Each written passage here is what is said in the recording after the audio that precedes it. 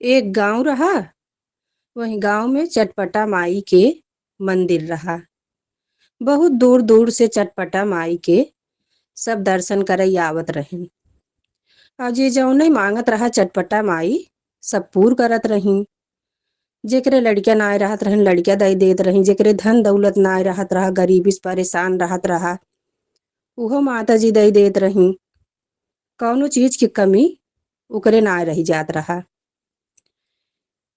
एक दिन चटपटा माई सोची कि आज हम गांव घूमे जाब, देखी हमार पूजा कहाँ कहाँ होत है।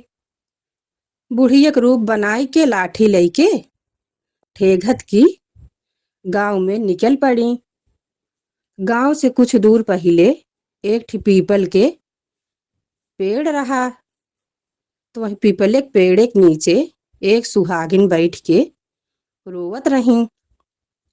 चटपटा माई वहीं खड़ी हो गई। कहीं बिटिया काहे के रोवत हूँ? तू ना बोली। कहीं बिटिया बतावा काहे के तू रोवत हूँ? कौन कष्ट तुहका बा? कहीं का बताई का तुम्हार कष्ट काट लेबू माता जी? कहीं काहे न काट लेब तोहार कष्ट? अगर काटे लाए हुए तो काट लेब बिटिया। कहीं का बताई एक तो हमार बियाह भा। हम अपने गरीबी से परेशान रही, बहुत गरीबे घरे हमरे बियाह भा। दूसर चीज कईयो साल बीत गया, हमरे एको लड़किया ना आई हन। जे जौने बतावत तौने करी थे, सुई दवाई दुआ भभूत सब कुछ कीन माई, लेकिन हमरे एको लड़किया ना आई हन। हमार सास ससुर हमका घरे से निकाल दीन हन और हमरे आदमी निकाल दीन हन। हम बहुत परेशान है माता जी, बहुत दुखी यही हम। कहीं सुना बिटिया, तू जा घरे और चटपटा माई के पूजा मान दा कि हे चटपटा माई, अगर हमका लड़किया देबू तो हम तोहार दूर दूरिया करब। और चटपटा माई ऐसे नहीं कि चट माना पट्टई पूर करत ही। कहीं सही माता जी, कहीं हाँ जा बेटी तू घरे। कहीं अच्छा मान दीही। कहीं हे चटपटा माई, अगर हमका लड़किया देबू और हमार गरीबी दूर कर देबू, हम तोहार दूर दूरिया करब। और कहीं बिटिया सुकर सुमार इनकर पूजा होत है। चाहे 8 जनिक पाव कई दहू, चाहे 16 जनिक पाव कई दहू। एक हरी में 8 जनिक होत है, दोहरी में 16 जनिक होत है। अब हो गई 9 महीना बीता, उनके लड़के भा और अमीर हो गई। उनके कौनो चीज के दुख ना रह गया। अब उनके लड़का भा छठी की ही बरही की ही। लड़किया 3-4 साल के हो गया, पढ़ाई लिखाई जाए लाग। उनके पूजा वो भुलाई गई, हम मनता माने यही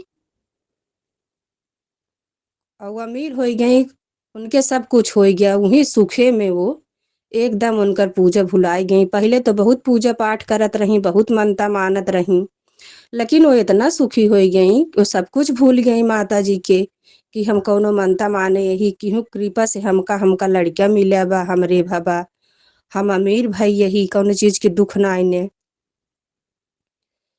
कुछ दिन बाद उनका लड़का बीमार हो गया और इतना बीमार हो गया कुमोड़ी उठाई के लखत न रहाई। महतारी कोरी अपने महतरिया बहुत बुलावे, भैया खाए ले, भैया पानी पी ले। लखई न पूरा परिवार फिर दुखी हो गए।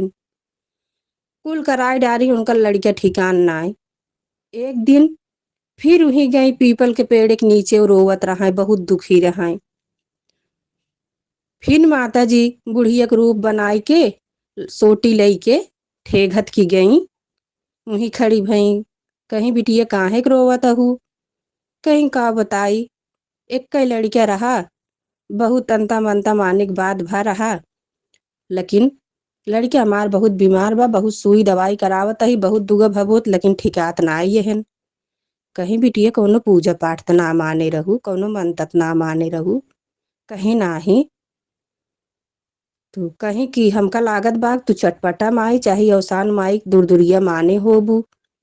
कहीं हाँ माता जी, चटपटा माई की तो पूजा हम माने रहे, लेकिन हम भुलाए गए कहे नाय।